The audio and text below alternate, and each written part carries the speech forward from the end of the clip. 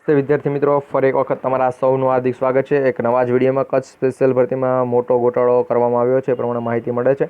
આમાં શું ગોટાળો શું છે ભાઈ, એની જો હું વાત કરું તો તમામ ઉમેદવારો સાથે અન્યાય કરવામાં છે. ક્યાં તમામ ઉમેદવારો? કચ્છ જિલ્લા સિવાયના જેટલા પણ જિલ્લા છે એ બધા ઉમેદવારો સાથે અન્યાય છે.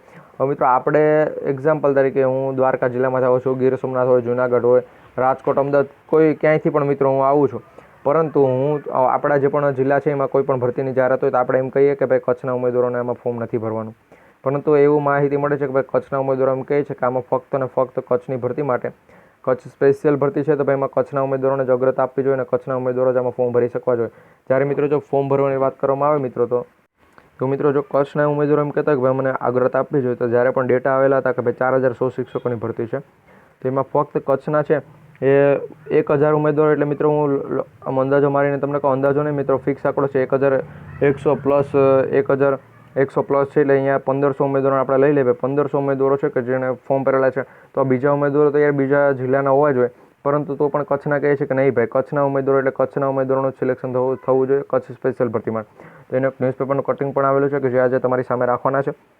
તો જો ચેનલ પર નવા હોય તો ફટાફટ પહેલાં ચેનલને સબસ્ક્રાઈબ કરી બેલ નોટિફિકેશન ઓન રાખજો, જેથી કરી આવી અપડેટ છે અમે સૌથી પહેલાં તમારા સુધી પહોંચાડો. જો મિત્રો તમને વિડીયો પસંદ આવે તો વિડીયોને એક લાઇક કરજો, જેથી કરી આવા વિડીયો કોઈ પણ આવે તો અમે તમારા સુધી પહોંચાડતા રહીએ કે આ ઉમેદવારો સાથે અન્યાય છે. કચ્છ સિવાયના તમામ જિલ્લાઓના ઉમેદવારો સાથે છે અન્યાય કરવામાં આવેલ છે. તો જોઈએ હવે માહિતી. મિત્રો હું તમને જે બે કટિંગ બતાવીશ એ રીતના 3 થી 4 કટિંગ અમારી પાસે છે. તો કચ્છના જે પણ શિક્ષકોનો જે પણ પ્રવેશોત્સવ, કચ્છમાં શિક્ષક પ્રવેશોત્સવ ક્યારે અને સ્થાનિકની ભરતી જ એકમાત્ર ઉકેલ છે. એટલે આમાં એવું કેવું છે ભાઈ, અહીંયા આખું તમે જે પણ અહીંયા આપેલું છે વાંચશો એટલે ત્યાં એવું કેવું છે કે જેટલી પણ ભરતી હોય કચ્છમાં, જેટલી પણ 4100 શિક્ષકોની ભલે ભરતી હોય, પરંતુ એમાં કચ્છના ઉમેદવારોનું જ અગ્રતા આપવી જોઈએ અને એનું જ સિલેક્શન થવું જોઈએ. બાકીના ઉમેદવારોનું સિલેક્શન કોઈનું પણ ના થવું જોઈએ. તો બીજા એ ફોર્મ ભરેલા છે, ફોર્મને બધું ભરાઈ ગયું છે, એટલે લગભગ તો એ કચ્છના જે પણ ઉમેદવારો છે એની માંગ નહીં સ્વીકારાય. કારણ કે ભાઈ બીજા જેમ કે એક્ઝામ્પલ તરીકે કોઈ અલગ જિલ્લા છે તો ભાઈ ત્યાં છે એ કચ્છના ઉમેદવારો નોકરી કરતા હોય તો ભાઈ એ પ્રમાણે શક્ય જ નથી. કારણ કે ભાઈ કચ્છની ભરતી છે તો ભાઈ કચ્છમાં જગ્યા વધુ ખાલી હતી, એટલા કારણે ત્યાં ભરતીની જાહેરાત કરેલી છે એક અલગ. બાકી ત્યાં કંઈ એવું ના હોઈ શકે કે ભાઈ કચ્છના એટલે કચ્છના ઉમેદવારો પહેલાં થોડાક સમય પહેલાં લગભગ 2 મહિના પહેલાં એમ કહેતા હતા કે ભાઈ કચ્છના ઉમેદવારોને કચ્છી આવડે છે, એટલે ભાઈ અહીંયા કચ્છના જે પણ વિદ્યાર્થીઓ છે એને પણ કચ્છી આરામથી બોલી અને સમજાવી શકે, બધું કામ કરાવી શકે.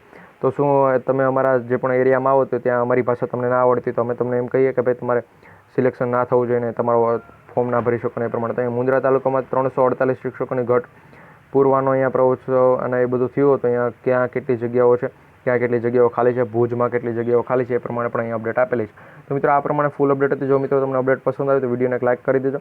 સ્થાનિકોની માંગ છે એની સાથે તમે સહમત છો કે નહીં કોમેન્ટમાં કરી દેજો. સહમત હોય તો કોમેન્ટમાં યસ મોકલજો, નથી સહમત તો નો મોકલજો.